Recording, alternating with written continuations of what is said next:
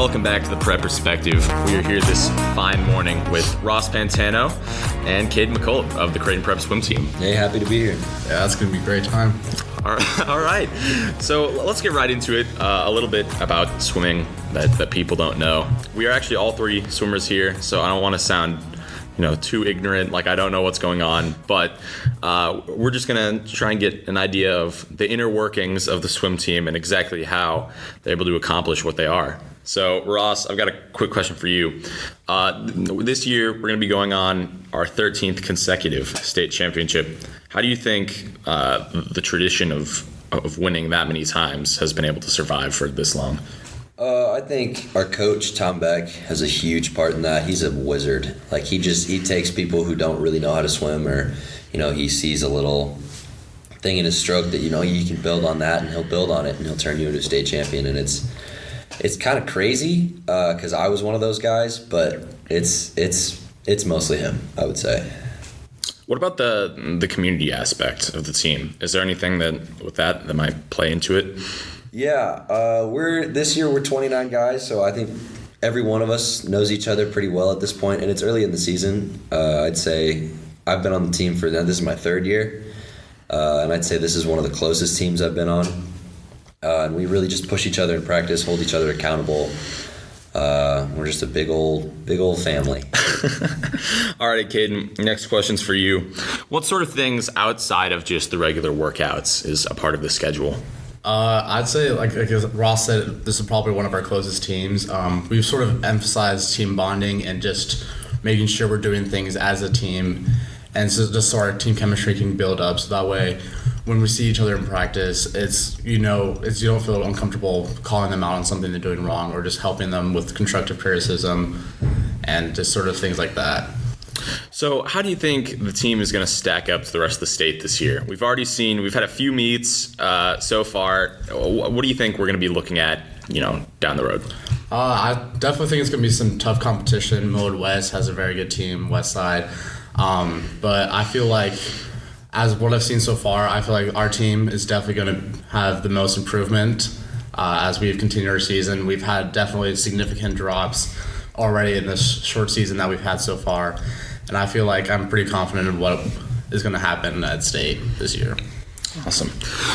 So speaking of state, tell us sort of the process of leading up to state. So I know toward the end of the season, things start getting tight. What will we be expecting to see meet wise? What's sort of the process for getting ready for state in the final weeks?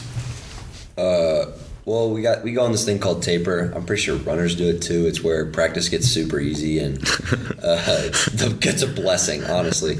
But it lets your muscles relax, and we just do sprints so we get your more technique done. And the meets are February is the best month of the year. It's easy practices. There's little meets. It's you get up and you race, and it's fun. It is the state week. So what about, state's a 2-day meet. What sort of goes on when you're actually at state? So basically the first day is Friday. Girls are usually in the morning, so we come down later. And it's just basically go out and race and try to do the best you can the first day. And so that way you can try to make consoles or A finals. And then we just go have our team dinner and then just relax, sort of rejuvenate at the hotel, maybe do some mental training or an ice bath or something. And then Saturday is game time, and then just we go out and race and let the results speak for itself. Yeah, it's a meet to show what you've been training for pretty much the whole year.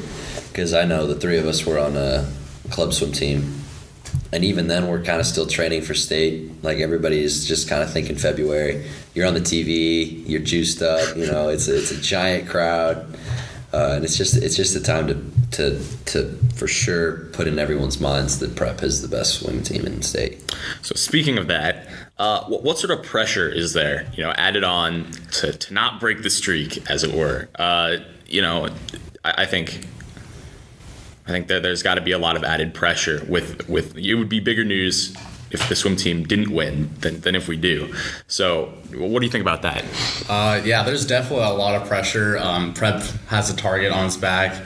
I don't feel like a lot of people would cheer if Prep won, but you definitely know if Prep lost that the entire stands would be roaring, cheering, everything. We've won. This will be our 13th straight if we win. It's probably around 20 of the past 24 years under Coach Beck. So there's definitely a lot of pressure. This year, it's the first year without any returning state championships, like individually. So there's definitely a lot of pressure for us to build within our own team and just go out there and compete and make sure that tradition stays.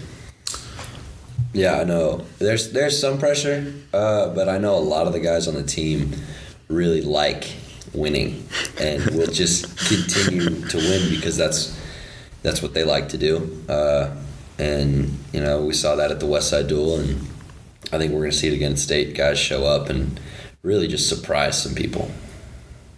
So speaking of surprising some people, who are some people that you think are going to really just break out in the next several weeks? Can you name any names specifically, or do you have a specific group of people, breaststrokers, backstrokers, you know, something like that? One person that I've seen, and he was definitely on his way up last year, but Rush Clark, he's a junior. He's had an amazing season so far, has dropped 2 seconds to 3 seconds in all of his hundreds. Multiple seconds in his 200s. He had a meet down in Texas last week and was like almost a second under the state record on the 100 fly. And the person who had it before is now swimming at NC State, has an American record in a relay, actually 2, but like the person who had it before was an amazing swimmer, has almost every single record, and to be that far under it is just, it's a lot of talent. I'm going to go different route because Rush is already like one of the best swimmers on the team, if not the best. I'm going to go underclassmen. I think Ben Meliti is one of our best freshmen, along with John Adam as a freshman. I think they're going to step up. I don't know if it's going to be at State, but it might be at Metro. They're going to have a couple big times. Ben Ravensborg has been working really hard the last couple weeks in lifting and in swimming. He's been choosing the harder sets. I think you were going to go off at State. That's something that I think is going to happen. Ethan in the breaststroke go off. Ben in the breaststroke. I think Kayden's going to go off this year. I think a lot of people in the state aren't expecting as many guys to drop time as we're going to drop time. So you mentioned a little bit about, you know, a lot of people in the state, they're not ready for this. They're not expecting this. What do you think is the expectation from the outside right now? Do you think they find that they see weakness, or do they see another year of domination? At the beginning of the year, I talked to a coach, and he asked me who do we have on our team, and I had to introduce myself as my sister's older brother, because my sister's the goat at Marion, I guess. But yeah, there's some weakness. Teams are looking at us and they're saying, okay, we see Rush, that's one person. We see Danny, that's one person. And who else they got? You know, like, we can step up. We have people to match them. And I think Westside really tried to get us in their duel. They saw some weakness there. We turned it around at the end of the meet. But I think there's some weakness, and I think they're just wrong. We got more middle talent than anyone else in the state this year. Yeah, I would say if everyone looking at prep, they're like, well, there's 12 seniors that graduated last year, so there goes the team. It's an open competition. But like, that's the thing that's different about prep is, even though we lost 12 seniors, 3 or 4 of them swimming in college right now, that like prep or Tom Beck is able to build swimmers just to match what they were or even better. It's just a whole program tradition that we always keep building, growing, and getting faster each year. And so even though we did lose a lot and there's no big names, I feel like this year there's going to be new big names that people are going to be talking about. All right, so last thing I want to talk about is you two specifically, your swimming futures. Are we going to see some college swimmers coming out this year? Kayden can start it. All right. Well, Sunday night, I actually just recently committed to St. Louis University. So I will be swimming another 4 years at college. Me, I'm a little more of I'm going to go swim in college. The question is where. I'm waiting until February to make a final decision, but I was offered by Seton Hall. I could walk on at University of Connecticut, UConn, or UNLV. So, I mean, yeah, we're going to go somewhere. We just don't know where yet.